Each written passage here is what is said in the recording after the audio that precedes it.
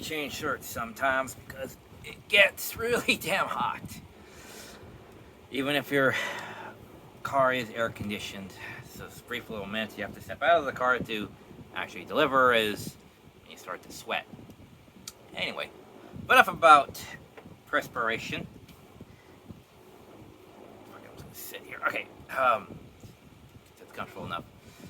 So, Paul Rudd. What else is there to say? I mean, it's Pee-wee. I mean, how? What is there to really say? Like, well, especially for our millennials who know next to Jack about literally anything. Yeah, he was a very famous star back in the day when I was 8 years old. Hell, even younger. I was maybe 5 or 6, something like that. One of the movies we had growing up was Pee-wee's Big Adventure. And we also had a video store down the street from where we lived, so we would get movies on occasion. Rent movies on occasion. And one of them was, Pee-wee's Big Adventure. And then there was the other subsequent one later on in the early 90s, Big Top Pee-wee, which wasn't quite as good because it was him trying to deal with society that didn't quite like him. It was social commentary. Though I will say, one of the best jokes I've seen, normally from his stand-up routine-ish of his wheelhouse of jokes and comedy, was take a picture or it'll last longer. I don't know if he coined that or that was from somewhere else, but he kind of made it a bit more famous. But in Big Top Pee-wee, he was trying to make out with his girlfriend in the first 20 minutes or whatever of the movie.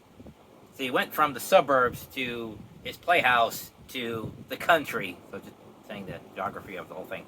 But anyway, he's trying to make out with his girlfriend, and she's saying, "Pee-wee, Pee-wee, the children are watching." And then you look over, and there's this whole line of kids just standing there. And then Pee-wee's like, "Why don't you take a picture? It'll last longer." And they pull out all these cameras and just start, like paparazzi, just start taking massive amounts of pictures. He's like, that's the only time that joke really worked well, and that sense of comedic moment works just perfect, I find. That was like one of the best jokes of that movie. The rest of it is okay. It's serviceable. It's more of a character piece than it is an adventure. But anyway, back to the adventure.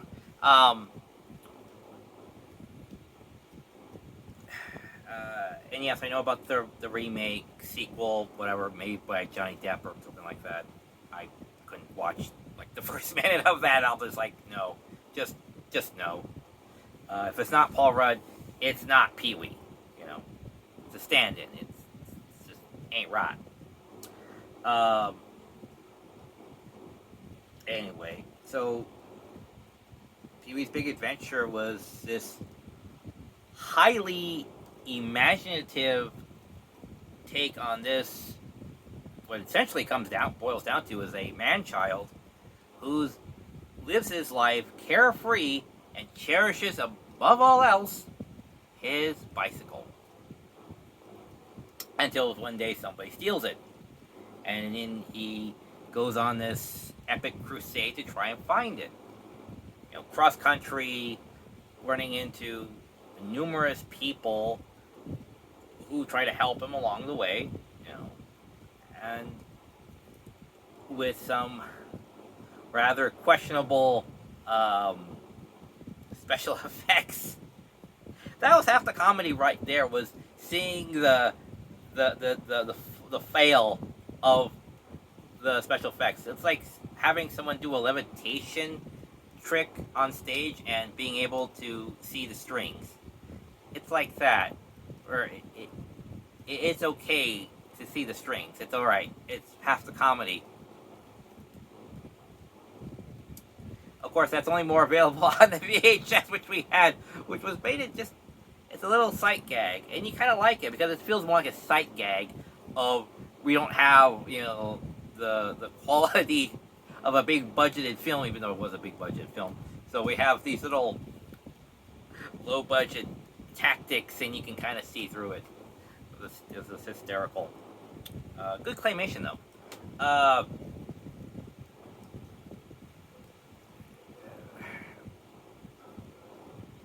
it was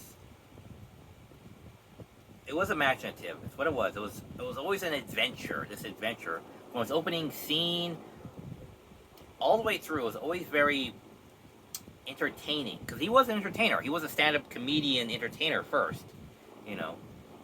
And Pee Wee was what Paul Rudd would constantly be projecting, you know. When you would do interviews, you do it as Pee Wee. So he's trying to show that this is his character. He's known for. He's good at it. Anyway, so having this, like I said, what boils down to a man-child, it shows this complete and utter freedom from everything. You know, he has no cares. He self-expresses himself. You know, unapologetically himself, and everyone loves him. Almost everyone. And he goes through this, I wouldn't say story arc, but it's definitely a journey. And not exactly a self-discovery, but of courage at least.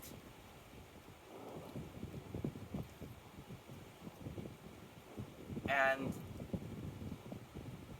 it was a highly big adventure all the way from start to finish. It's all this big adventure thing where it feels like the start out was like this almost like Chariots of Fire, you know, marathon racing, you know,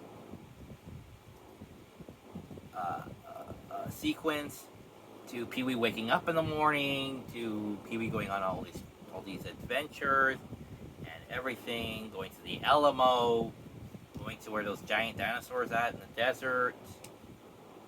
Apparently we drove by them when I was little or something, I think, I'm not sure. But cause we did go to the to Las Vegas when I was like 4 or something like that.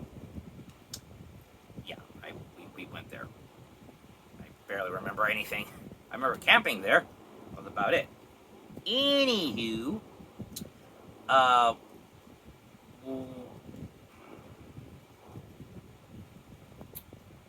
what I remember most,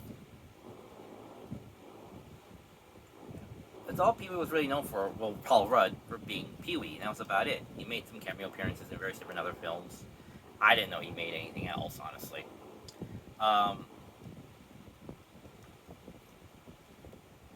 It wasn't until celebrity Joe Bob Briggs brought it up that Paul Rudd, as Pee Wee, was detained outside of an adult theater for various adult reasons that I learn about that. I was like, oh, okay. I guess, you know, he's human too, same as everyone else. And it's not like it's that evil or anything. It's just not exactly something you want to be caught doing by the authorities in an adult theater lobby. So, yeah, again, highly creative process the movie and the show was, you know, Pee-wee's Playhouse. I remember rather liking that rather much because it was always something interesting, you know. There would be some segment or animated something or other they would put on, and it would, you know, be interesting. You know, you could put peanut butter on celery. How to fly a kite. How to be friends with Lawrence Fishburne, who was dressed as a cowboy. Yeah, that was him. That was Cowboy Curtis. Yeah.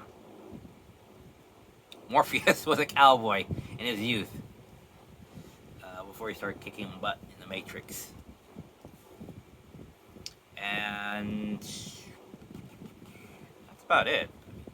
Literally nothing else more to talk about.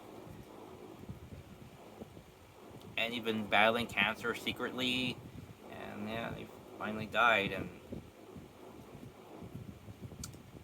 know,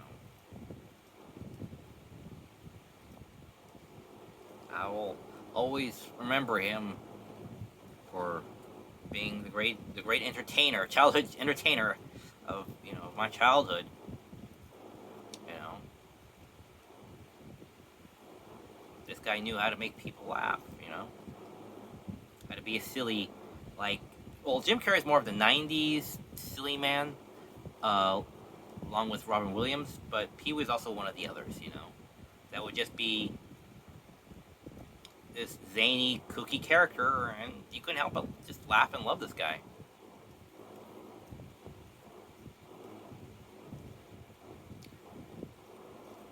I guess that's all I have to say about that.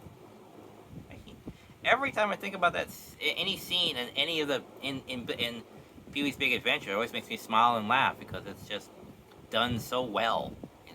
I mean, the guy makes running out of a burning pet shop with holding snakes. Just and he collapses to the ground out of just like, I don't want to hold these things. Just make it seem just entertaining to watch. This boy is a hero. This boy is under arrest. Oh, and just in case you're wondering, Godzilla does make an appearance in this as well. Just so you know. Oh, and Santa Claus. Alright, so take care all, and remember, see you at the movies. Rest in peace, Paul Rudd. Rest in peace, man. Bye.